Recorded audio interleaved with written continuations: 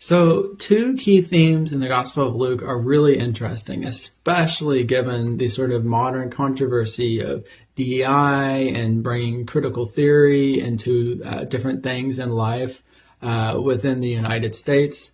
And what we see in the Gospel of Luke is these two themes. One is lifting up the lowly. Luke uniquely wants to mention Jesus' role as the one who lifts up the lowly.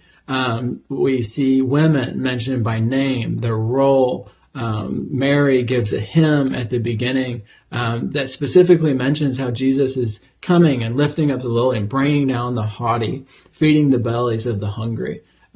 In the synagogue, Jesus gives his sermon that is specifically in the passage of setting free the captives. And so there's this continual mention of women. There's this continual mention of Jesus' role in saving captives, setting free the lowly. The Samaritans are mentioned in a good light, uniquely in Luke. The parable of the Good Samaritan is given only in Luke. The 10 lepers who come to Jesus to be healed, only one of them comes back.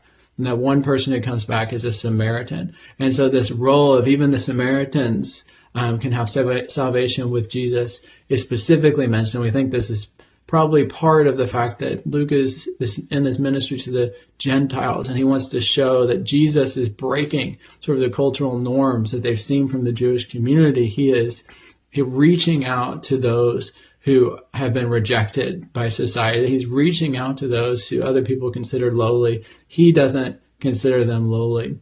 But we also see, and this is really relevant to some of the debates and things that are going on in regard to equity, that Jesus also has a very high standard in the Gospel of Luke. Specifically, Luke makes sure to mention in chapter 9 about how that anyone who wants to be Jesus' follower needs to deny themselves. That's anyone. So there is not like two standards. There isn't creating a standard to help, quote unquote, lift certain people up. Jesus lifts them up by mentioning them, by bringing them in, but he holds the same high standard to every single person. Every person must meet that standard.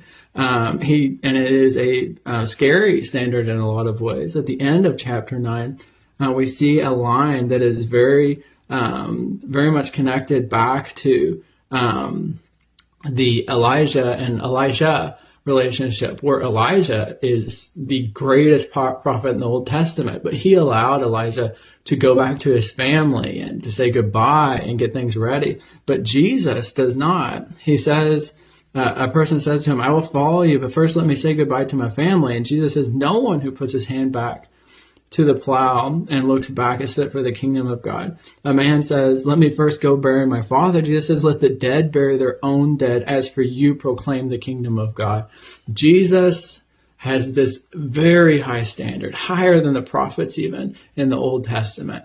And no one gets outside that standard. If you want to follow Jesus, you come to the full standard. You're giving up all and you're following him. You're doing the things that he did. You're going after him. And we also see him sending out the 72, him sending out these disciples to go out and practice what Jesus is doing. The expectation is, if you're following me, you need to be like me. There's no separation of roles or separation of who is, certain kinds of people need to do certain kinds of things. No, everybody meets this high standard. And we see really what is a godly standard of lifting up the low, lifting up the oppressed, helping those who are not looked highly upon by society to be lifted up, to be recognized. And we see Jesus doing that.